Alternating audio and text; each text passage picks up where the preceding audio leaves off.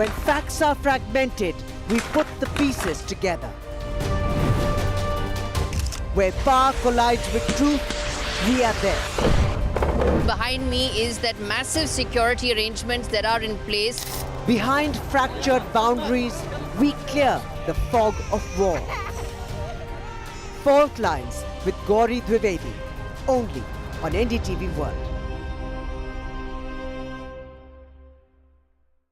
In today's interconnected world, India's voice is more crucial than ever. When India speaks, the world listens. At NDTV World, we are that voice, bringing you intelligent and insightful news from India and beyond. From geopolitics and diplomacy to economic shifts, migrations, tech disruptions, and the stories of our diaspora. We cover the news that shapes our global future. NDTV World, your new home for global news, is here. When facts are fragmented, we put the pieces together. Where power collides with truth, we are there. Behind me is that massive security arrangements that are in place.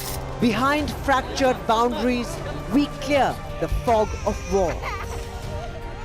Fault lines with Gauri Dwivedi, only on NDTV World.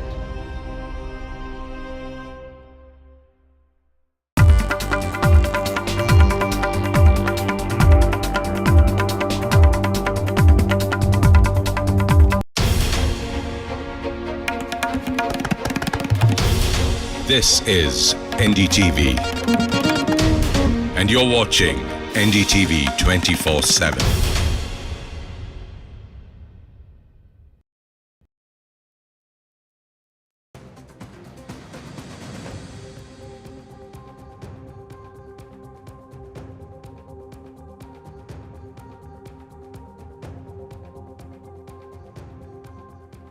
Hello and welcome. You're watching India Global. I'm Gauri Dwivedi. Let's get you the big stories that we are tracking in this episode, including UK Prime Minister Keir Starmer's historic visit to India.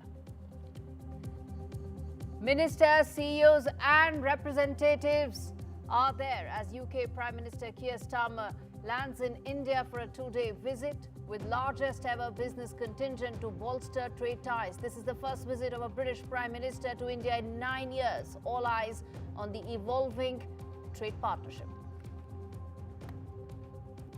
Ongoing former Prime Minister Sheikh Hasina's trial in Bangladesh heats up. Defense lawyers barred from questioning investigators about massive police killings that took place in July 2024. The big question is, will Sheikh Hasina be given a fair trial?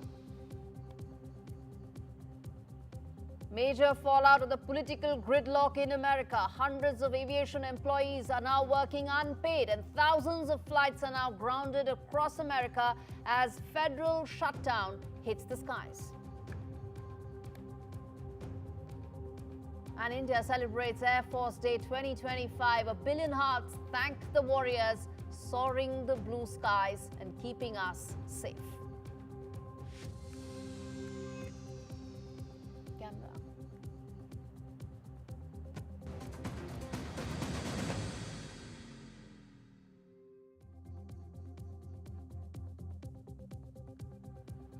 All right, our top story on India Global. Well, in his largest contingent ever, UK Prime Minister Keir Starmer is in India on a two-day visit to promote a recently signed trade deal and will hold talks with Prime Minister Modi. Now, from business to fintech to defense, the talks between the two prime ministers will be wide-ranging. And in fact, they will push ahead as far as their common trade goal of $120 billion by 2030 is concerned. It is that will mean about a 3 times increase as far as trade between the two sides are concerned, and that's the big ambition as far as the two sides are concerned. Now, visas are unlikely to feature as a key agenda item, but the priority will be on business. Now, viewers, the West is increasingly becoming wary of Donald Trump's America First economic agenda. The altered economic realities that they are now facing because of the continuing Russia-Ukraine war means far more economic opportunities for India, the world's fourth largest economy. And the FTA provides the perfect starting point to what is now a comprehensive and strategic bilateral relationship, which is why the fact that the two leaders will be speaking and addressing CEOs as part of the FinTech Fest is extremely significant, and some would say fitting, as far as now the evolving India-UK relationship is concerned. To talk more on this, the facets that lie ahead, what is it that we should be looking in terms of milestones? Let's get in. Jayant Krishna is a senior fellow of CSIS, former group CEO of UK India Business Council, and with him is Lord Rami Ranger, member of the UK House of Lords, joining me on the broadcast. Thank you so much, gentlemen, for speaking to me on India Global. In fact, Lord Rami, let me start with you in terms of what lies ahead. You're a very prominent member of a very large, vibrant diaspora of Indians in the UK, and I'm going to come to that in just a bit. But your expectations of the visit of the Prime Minister and the significance it lies just months after the FTA that was signed in July this year. Thank you very much for having me. This is a mother of all free trade agreement between the largest and the oldest democracy, sharing each other's values, secular, democratic, rule of law at the heart of their governance. Both speak English, both are not stranger to each other. They had 200 years of history together, and they both need each other. One is growing at the rapid speed of 8%, given the size of the market is huge. The other one is now left the European community, needs allies, need partners, and business trade is all about cooperation, collaboration. Government of India has provided the businessman a platform for them to take advantage of it. And in business they say hidden talent is no talent. The Indian and the British businessmen have to link together, have to form strategic alliances to build a very big, powerful network and a global industry. For example, India provides a scale of production. You've seen that at the time of COVID. I am already talking to the Defense Secretary that we should be moving our defense production to India for two reasons. First, our defense industry is contracting, where India's defense industry is expanding. Right. So therefore, it is very, very important that we link together to produce products in India, then compete with China. That's a very important point you mentioned, Lord Rami. In fact, I was coming to defense in just a bit, that how important that will also be. Defense manufacturing, defense production. India is a very large market, and integrating there for British companies will be very important. I'm going to come on defense in just a bit. Let's get in Mr. Krishna as well on his expectations of the largest ever business delegation that is there, from universities to culture to trade, all of them wooing the India market like never before. Absolutely, Gauri. It brings me back to my years at UK India Business Council when I was the group CEO, and we used to co-host the CEO Forum. I think this record has beaten all previous records hollow, and this is surely the largest ever visit of business people, industry captains from UK to India.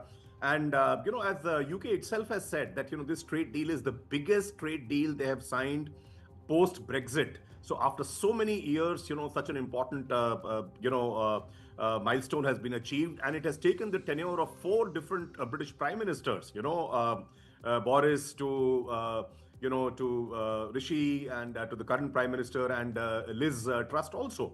So I think it is very, very important.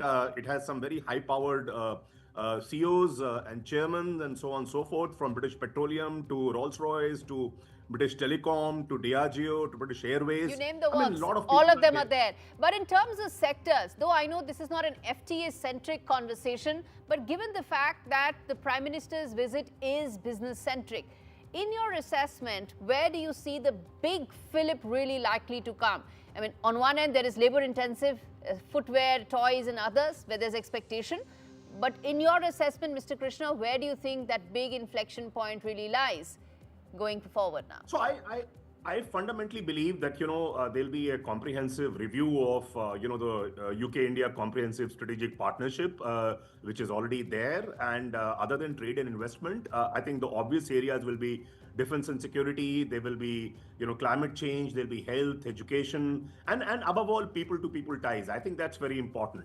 I think sectors which UK tends to gain the most out of the recent FTA are car and automobiles, whiskey, food and drinks, and so on and so forth. If you look at drinks, the whiskey and gin and these kind of products, the duty is already down from 150% to 75%, Right. and gradually it will come to 40%. Auto from 100% to it will come to 10% under a quota regime.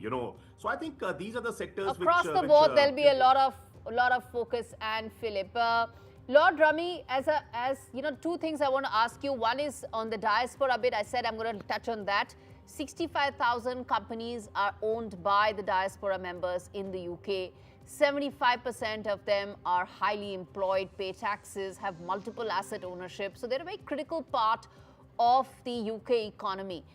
In terms of the elevation of ties between UK and India, how significant the role will be for diaspora going forward? That's the first thing I want to ask you. And the second part is going to be political in nature, which is around several other aspects. When you talk about defense, we spoke about manufacturing, but the other strategic ambitions and goals that India has, do you see that being aligned to the UK government now more?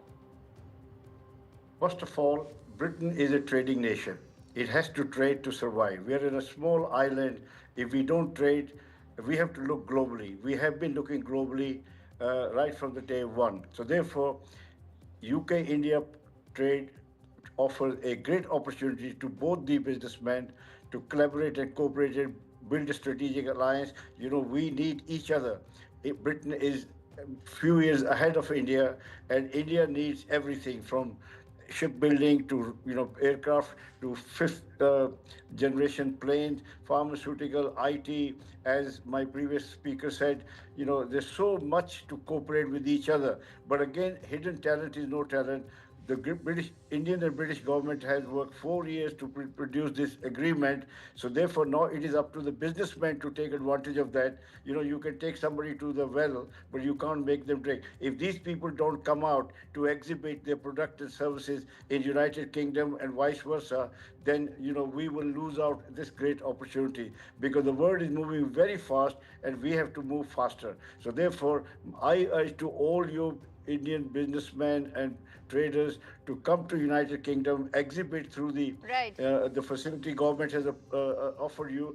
We are there. Indian diaspora, you mentioned Indian diaspora is one of the most successful diaspora because it's a product of secular and democratic country. We are taught to use merit, not race or religion. That's why we integrate wherever we go, and blue chip companies are run by Indian diaspora. So it's one of the most successful diaspora, and more Lord Rummy, final question I want to ask you, sir, which is that what would be that big headline that you would be looking out for in the program tomorrow and the joint statements that will come out when the two prime ministers will be addressing the CEOs and, of course, larger communities?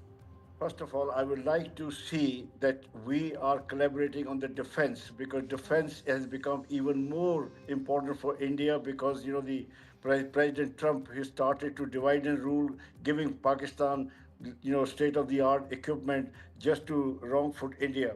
But therefore, it is very, very important that we improve our defense by collaborating with Britain. Britain is a few years ahead, and we can together build a world-class defense industry like JCB have now 3 factories. They started one, they can now compete with China. We can export to third world developing countries our product made half the price in India. And also space program is very important. We should collaborate on space, because, one small country cannot compete with America or European community. So we need to have partners like India, which share our values, and they're no stranger to each other. All right, I'm going to leave it there.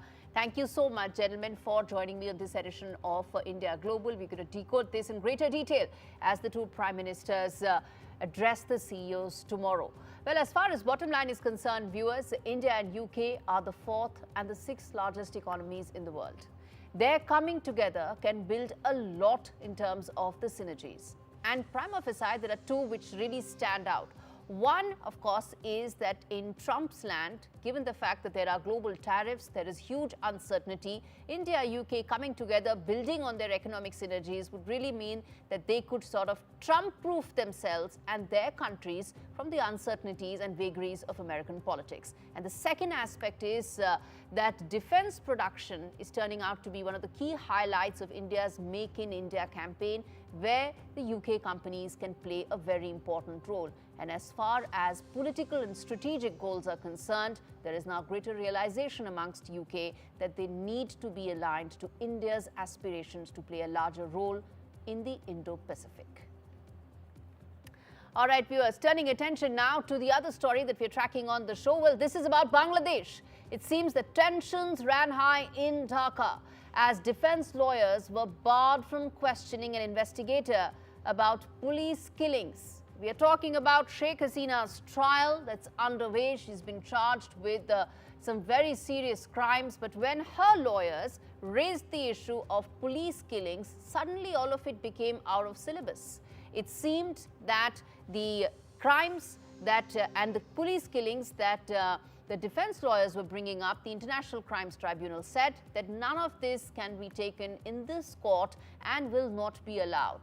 Which brings me to ask the larger question that when you raise the issues and which the defense lawyer raised about Sirajganj, Chhatrabari and Rampura and several others, why is it that the court shut it down?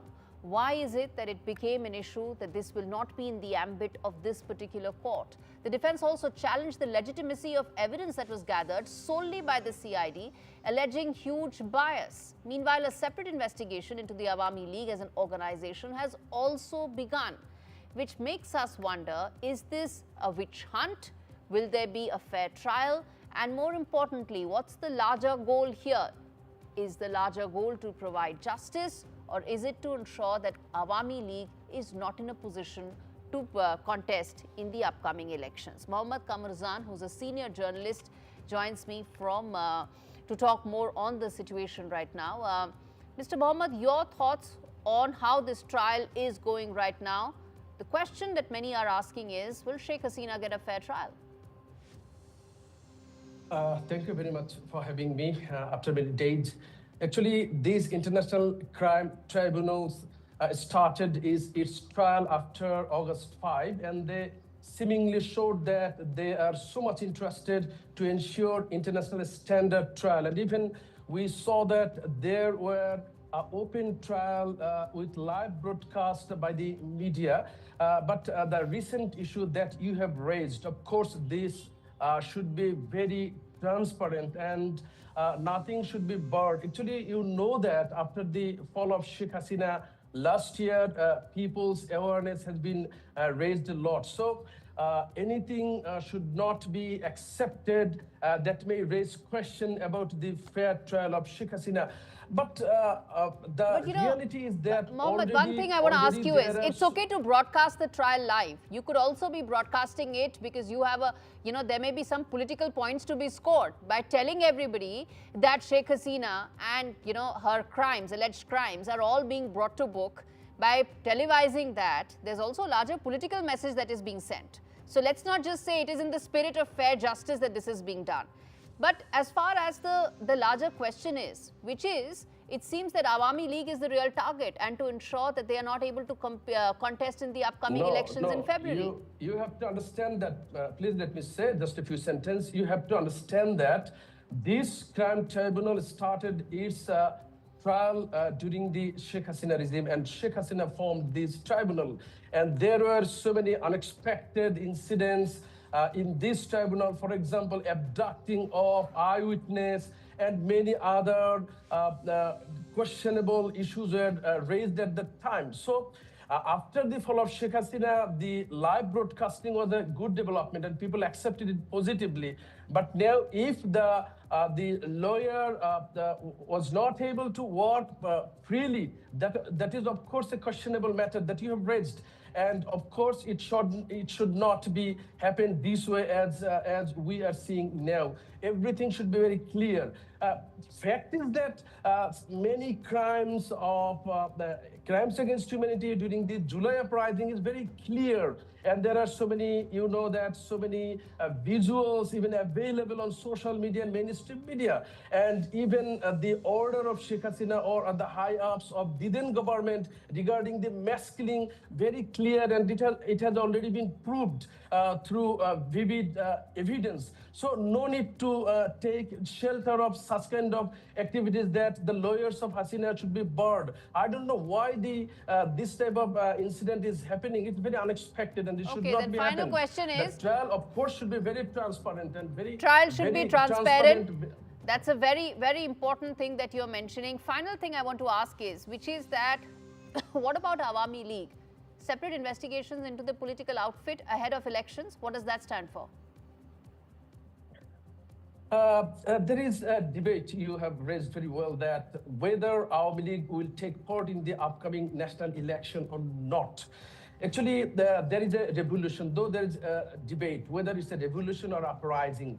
In case of a revolution, or the way Sheikh Hasina was ousted was totally in the work of a mass uprising. So now the question is that that is also a mandate of mass people according to the demand of the opposition politicians of Sheikh Hasina. So it's a debatable matter. And what the interim government can do, I think, is that they can take a consensus, or maybe a mass voting now whether Awami League will given the opportunity to take part in the election.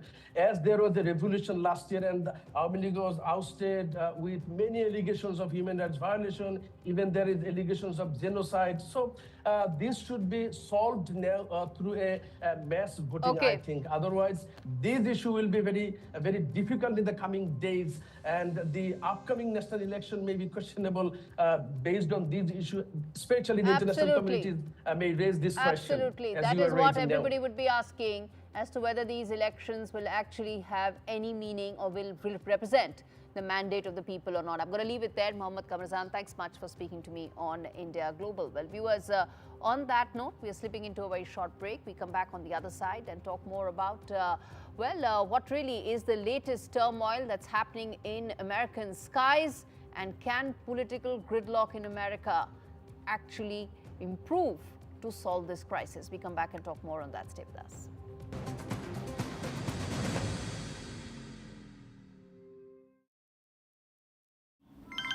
Tina's smart. She uses Wise to send and spend money overseas. Tina's gone. Whether she's sending money overseas or paying with the Wise travel card abroad, she could save up to 70% compared to using major banks. Join Tina and 14 million people worldwide who found a smart way to send and spend money overseas.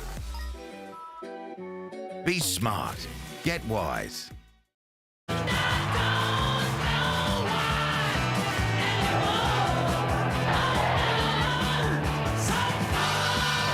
The UK's first human heart transplant has been completed, supported by the British Heart Foundation.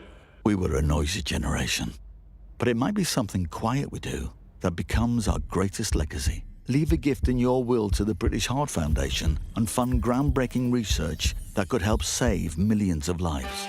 Search BHF Wills. Family life. It's made of ups and downs, and those little moments. But should the unthinkable happen to you? Life insurance from Legal & General can help look after monthly bills, the roof over their heads, childcare costs, and most importantly, your family. Premiums start from £5 a month and they never rise. Plus there's a £100 gift card after you apply.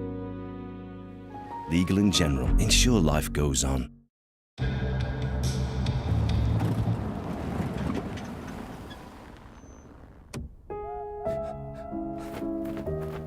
We should have left centuries ago. It's okay.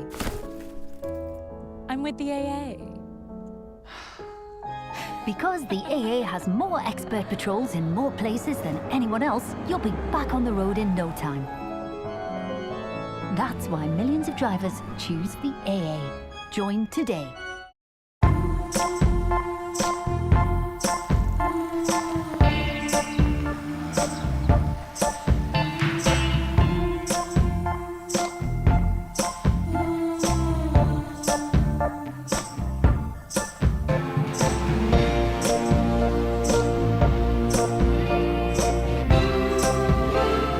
We have a range of funeral plans with up to £250 off. However you choose to say goodbye, we help you own it. Why have an unlimited SIM if it's not on the UK's best network? With EE's unlimited SIM plan for only £23 a month, you'll get unlimited streaming and unlimited texting. Hours-long phone calls, they're unlimited too. Plus gift data to the family whenever they need it. So switch today and join the families choosing EE.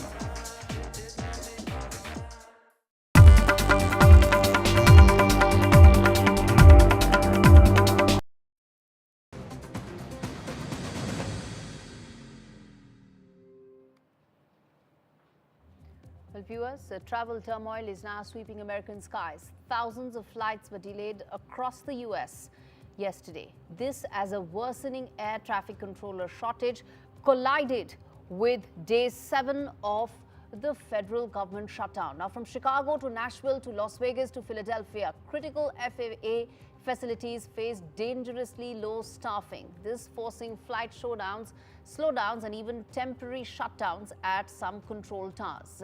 In fact, in Memphis, what happened was that flight control was handed off in Nashville to Memphis after the tower shut down for 5 hours. The FAA confirms it's slowing air traffic into key hubs to maintain safety. Why? Because there is a huge political gridlock and both sides, the Democrats and Republicans, cannot come together to decide what should be American budget. And these are all the ramifications that people of America are actually facing because of that. There are unpaid controllers who continue to work 10-hour shifts 6 days a week. Union leaders warn the system is now critically fragile. Only 11,000 certified controllers are handling 45,000 flights, millions of passengers daily. How long before something snaps? Let's get in a word from Vipul Saxena, who's an aviation expert, joins me on the broadcast. Mr. Saxena, pressure is mounting. National Air Traffic Controller Association is now calling on lawmakers to end this shutdown immediately. Are you hopeful that as things stand right now, this is really that critical threshold that has been reached, and hopefully this will become the trigger for lawmakers to finally agree to a federal budget? Yeah, I think this will be a big pressure on the Congress to approve the budget, or at least I think what minimum should be done is what happens like even in India, there are certain services which are called emergency services, and services which cannot go on strike, cannot go on any kind of protest. So I'm very surprised that in case of shutdown, how can they expect people to come on emergency services but they will not be paid? I think this need to be reviewed by Congress, and at least Mr. Saxena, from a safety point of view, tell us what happens when there are very critically low number of people who are manning these many flights, taking care of these many passengers. What's the safety protocol that is now being not fulfilled? See, the safety is that if you do not have sufficient number of air traffic controllers, it puts additional pressure on the people who are coming on duty. And those who are coming on duty also will not have proper morale, because they know they are coming on duty but they will not be paid for it. So it causes a big safety threat in terms of so some kind of human error which can create some kind of catastrophe. So I think that's a big danger which is currently happening on the US skies. Mm-hmm. And finally, the fact that there are such long delays, passengers are being impacted. What about their plight? Who is listening to them? The fact that services have been so massively deteriorated. Yeah, but the thing is that in this case, air traffic controllers cannot do anything. It is purely the airlines which are suffering, because departures are not happening, because the people are not available to serve the airlines. And that is why all these delays are happening. And it has a cascading effect. If suppose one flight gets delayed from New York to say Bombay, or say New York to some other place, and there's a connecting flight, so right. it affects the further course for the passenger. and people who are coming for some important meeting or some treatment. That is how it ends up getting impacted. I'm going to leave it there, sir. Thanks much for speaking to me on India Global. The Aviation Union in America is saying that the system is on brink. The fact is, will political differences on both sides be overcome to ensure these dangerous low levels of safety as far as aviation is concerned do not sink any further? Well, viewers, on that note, as we wrap things up on this edition of India Global, we leave you with these visuals that are coming in. India celebrates its 93rd Air Force Day today. We leave you with these beautiful visuals as a billion hearts say thank you to our air warriors.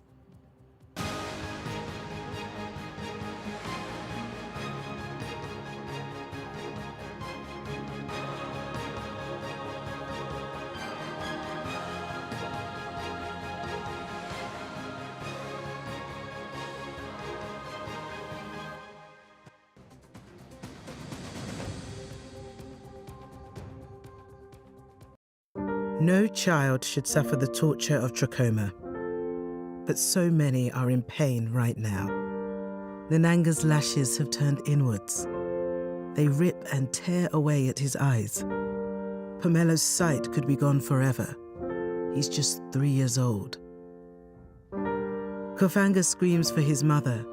His eyes are so infected that he can't even see her. For so many children in the world's poorest countries, trachoma is torture.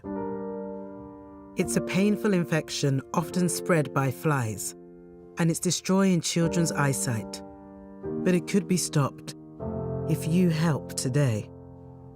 By calling 0800 038 4926 and giving £1 a week to Sightsavers, you can help make sure children get the treatment they desperately need. You'll help us bring them the medicines and the care that can treat infections. And that means you'll be helping to save children from the torture of trachoma and a life of blindness. Please help us reach them. Call 0800 038 4926. Text C13 to 82727 or go online and give just £1 a week now.